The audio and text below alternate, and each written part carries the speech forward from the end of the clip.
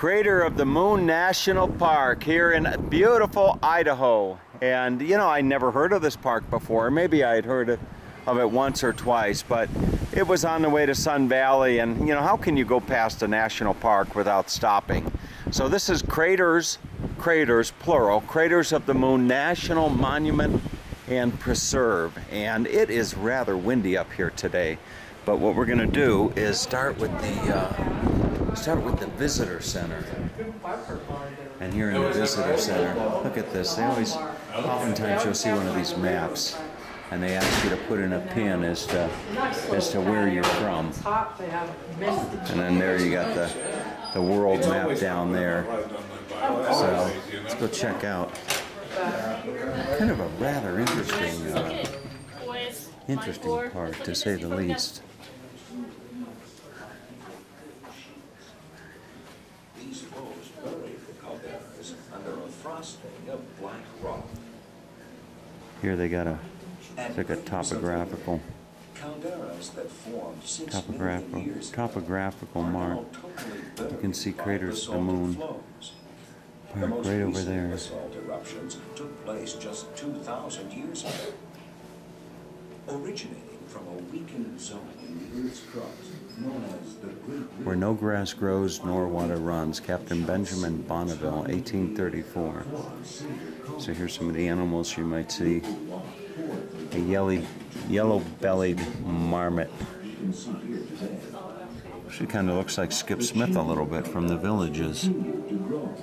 Interesting. You see, got a little coyote. Labyrinths of Blackened Ruins. In what is now Yellowstone National Park, the current location of the hotspot. Look at that. Will we see more volcanic activity in the future?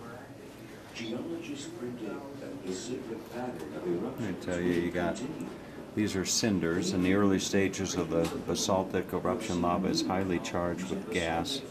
Frothy lava shoots in the air, cools rapidly, and falls as cinders. Geologists also think Yellowstone will explore. Here you have Pahoehoe, a relatively smooth lava. It takes its name from the Hawaiian word ropey. Is a great time to explore this strange. And here you have block lava, a variety of a block lava is thicker and denser, often having a smooth, glossy surface.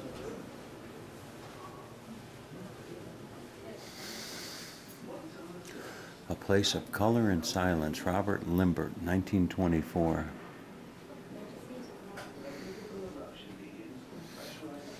All right, so now we're going to go and check out some of the park. Not going to take too much time here at the park as we're on our way to Sun Valley. You can watch a movie if you'd like as well. Gas-charged lava sprays high in the air. Okay. And there's Jeanette Perez from Venezuela.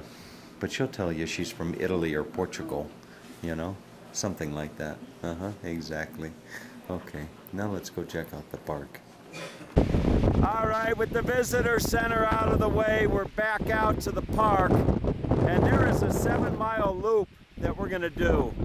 And the wind here is really something else. I can only imagine what it's going to sound like on the camera. And I can try to shield it a little bit. But somewhere up there is somewhere out there are some caves that we can go through. So let's go check it out. Alright, it's going to be hard to do a video here. The wind is just really something else. But this is the North Lava Flow. First stop on the loop around the park here. Really is something. Look at that.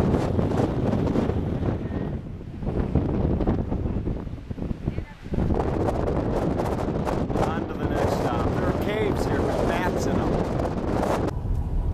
Alright, you're going to have to excuse the dirty windshield. But here we are going through the park.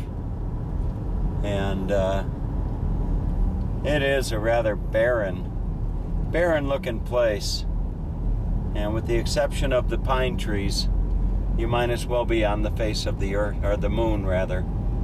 So I'm most interested in going into the caves. So we'll head into the caves here shortly.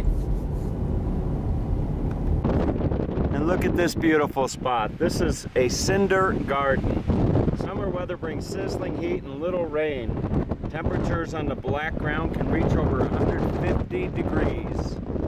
Winter brings cold and snow. Strong winds blow year-round. Plants that grow in volcanic cinders triumph over adversity. They earn their winning edge by adapting to the harsh conditions. So out there on that ground there that you're looking at are looks like wild onions.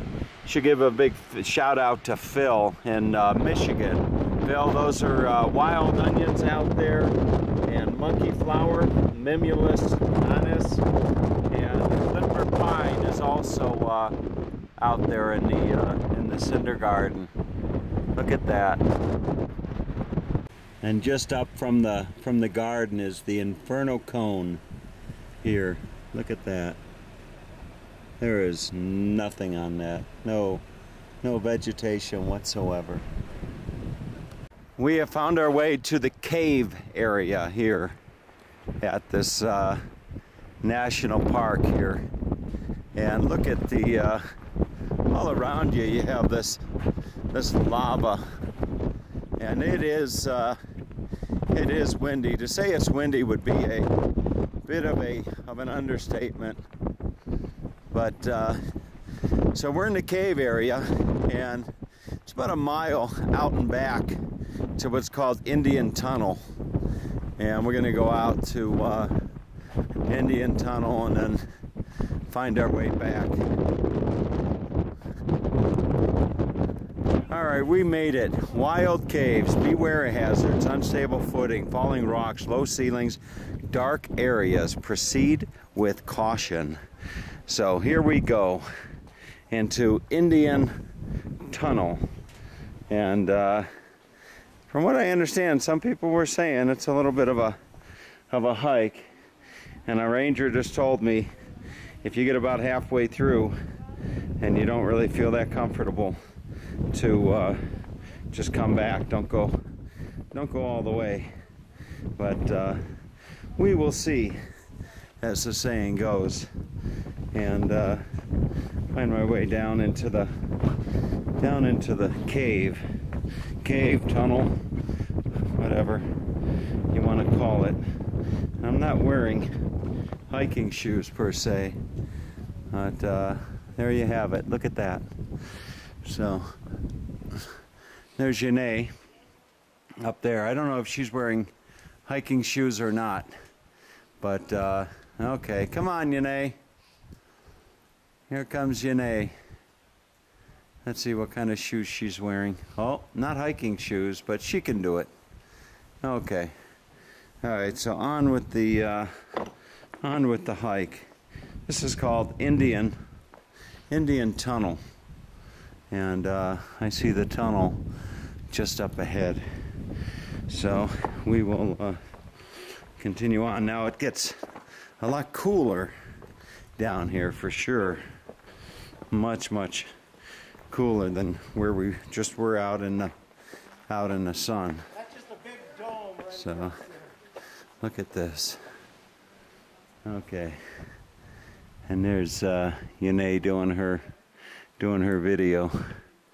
So let's just continue on with the cave.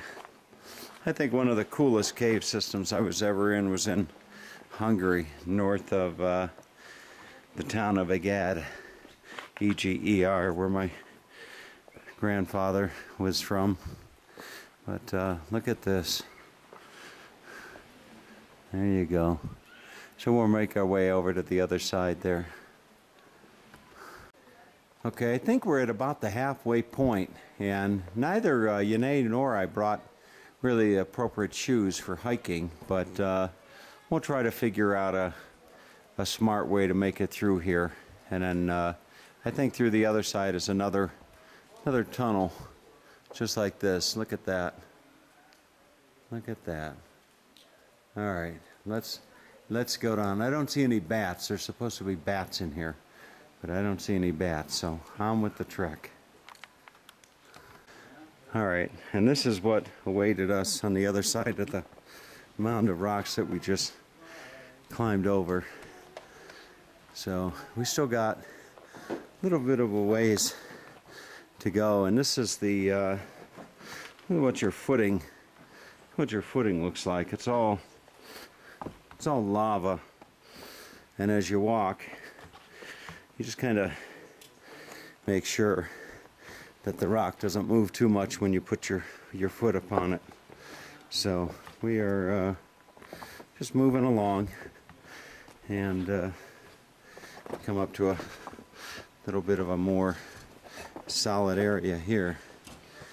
So not too long before we're back out. It is nice to get out of the wind at the very least. Okay, now we made our way into the scary part of the cave. You see, it's very dark. Very, very dark here. So now we have to be very careful and walk across and go down a little bit. So I hope that the exit is just over there. All right, I survived Indian Tunnel. Well, you look at that. We made it out, and it is a little bit of a hike as I turn around and get Yane coming. I think Yane's coming out. I think so. Where is Yane? Yane? He's waiting for you. Go ahead. Where's Yane? I'm waiting for my car. Oh, okay. Yane wants her camera. Oh. Okay. All right. So there's the hole coming out, and she did it, and I don't know. I think she wants to record something here, but here comes Yane.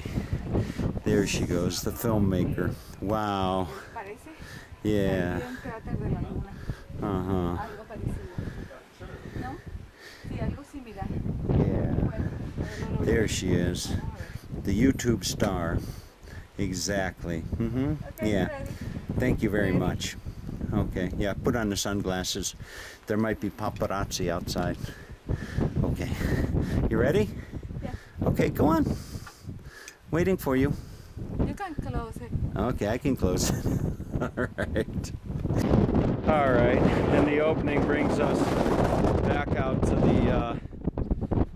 to the wind, and the markers say, well, the sign says follow the markers back to the trail. There you have it, folks.